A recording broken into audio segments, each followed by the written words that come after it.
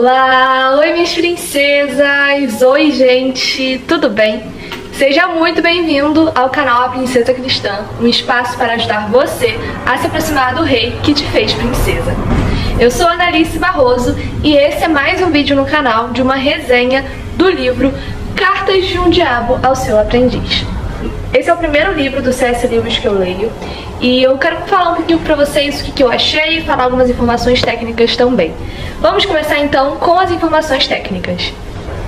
O livro tem 206 páginas, dentre essas 206 páginas são 31 cartas e após a 31ª carta, há praticamente um epílogo, pode-se dizer assim eu acho, que se chama Maldanado propõe um brinde. Bom, quem é Maldanado? Já explico quem são os personagens para vocês. Esse livro é do C.S. Lewis e foi editado pela Thomas Nelson. Sobre a capa, gente, essa edição especial da editora Thomas Nelson é simplesmente perfeita. Aqui você sente os desenhos em alto relevo, tem essa mão com o pincel, a caneta de pena de antigamente, e é muito lindo. Quando você abre o livro, se dá com essas páginas em marrom, que tem alguns detalhes, olha. Uma contracapa, e aqui diz um pouquinho sobre quem foi C.S. Lewis.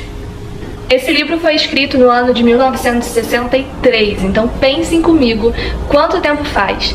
E toda a narrativa parece ser muito atual, é como se tivesse sido escrita para a nossa geração.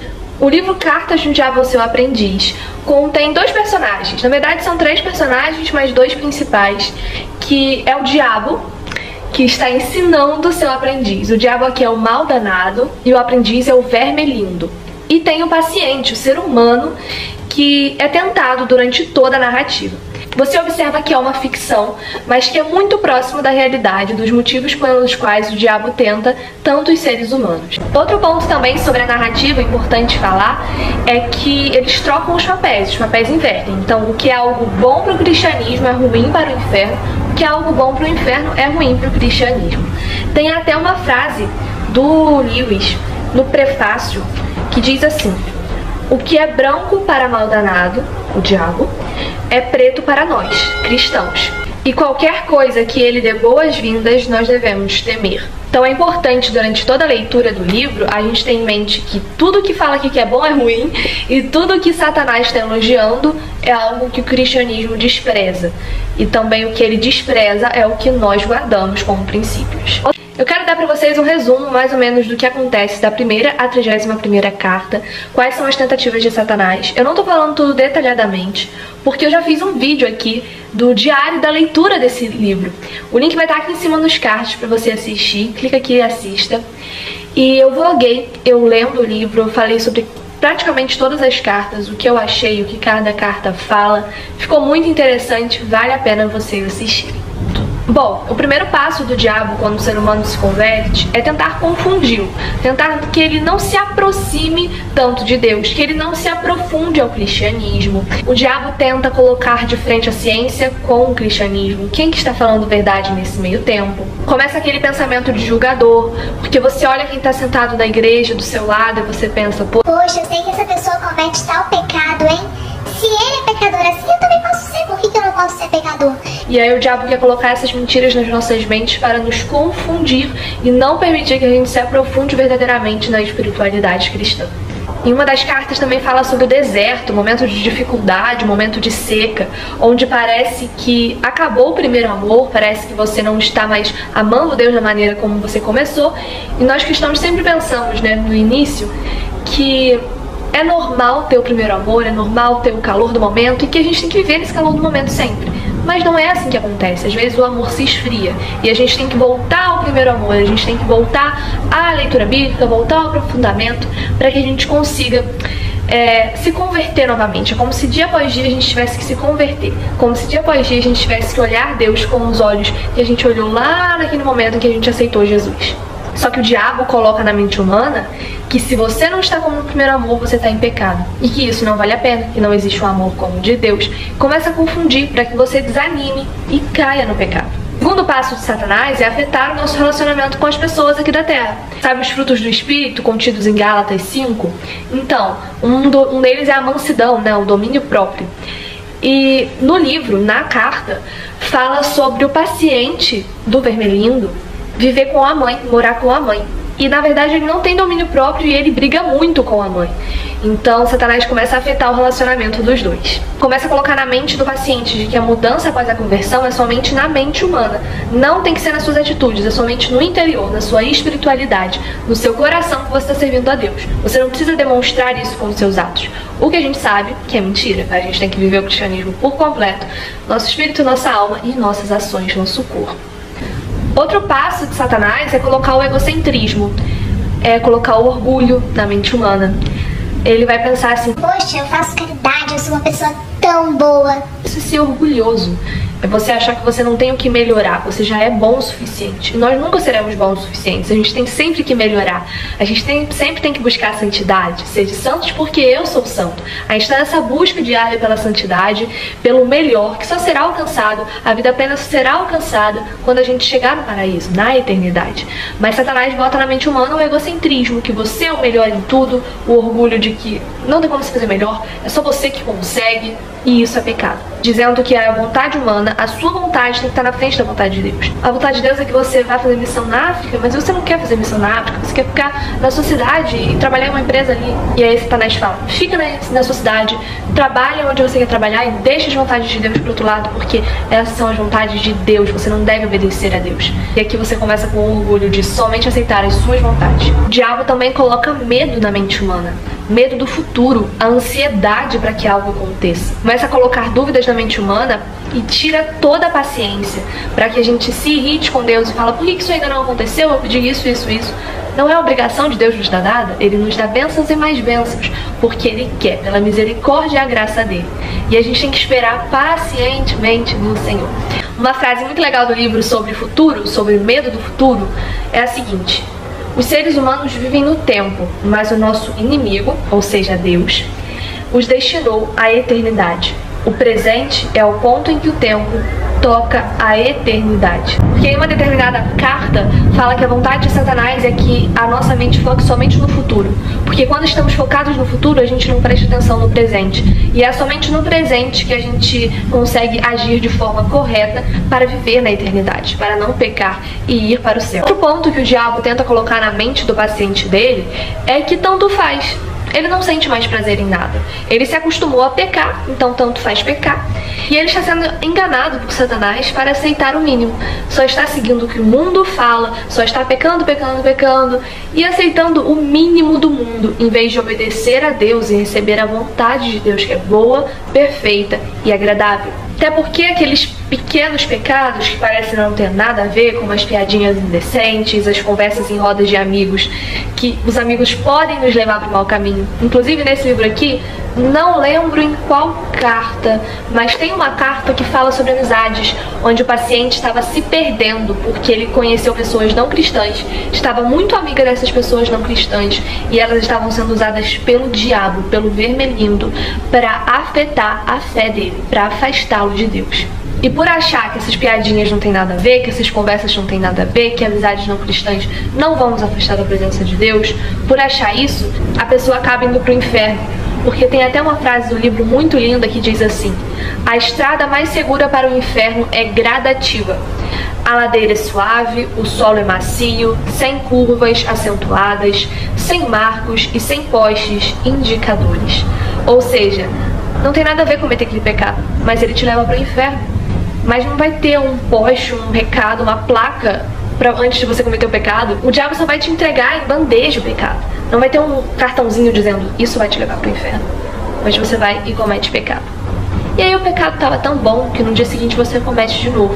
E aí você vai caindo, vai descendo a ladeira, que é leve.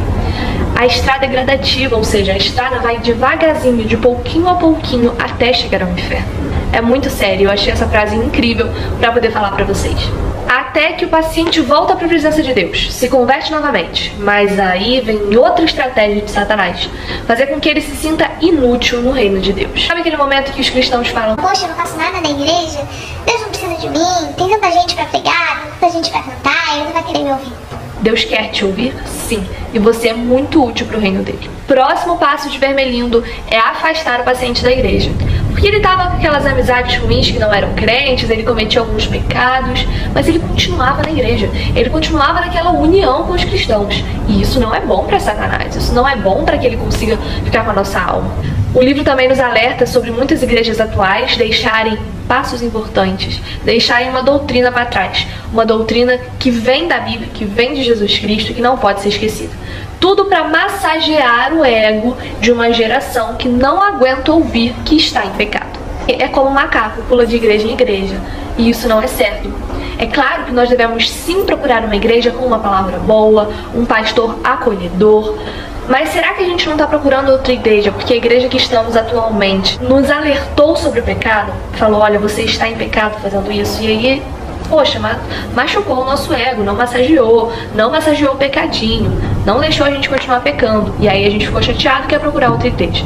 Então vamos tomar esse cuidado. Primeiro ponto, não devemos procurar uma igreja só para massagear o nosso ego. Segundo ponto, devemos estar em uma igreja que fale a verdade da palavra, com doutrina baseada em Jesus Cristo sempre e que aponta o pecado, fala quando a ovelha está errando. Sabe uma coisa interessante que eu percebi? Uma das tentativas de Satanás é dizer que o casamento não é importante, que tanto faz aquela união, que não existe amor entre pessoas, que é uma mentira isso que Deus tenta falar para as pessoas, de que existe amor, um amor verdadeiro, um amor intenso. Satanás acaba dizendo que só existe entre seres humanos uma competição, um quer ser melhor que o outro, e que isso ocorre em um casamento. A verdade é que existe sim o amor é verdadeiro, o amor é intenso, esse amor vem de Deus, e quando o casal está firmado na palavra de Deus, não há competição no casamento. Mas a gente já sabia que Satanás queria acabar com relacionamentos, né? Afinal, ele odeia o maior projeto de Deus, que é a família. As cartas 20 e 21 falam muito sobre tentativas de Satanás de destruir relacionamento a dois. E eu amei, sério. Acho que foram uma das minhas cartas preferidas. Uma não, duas, né, das minhas cartas preferidas.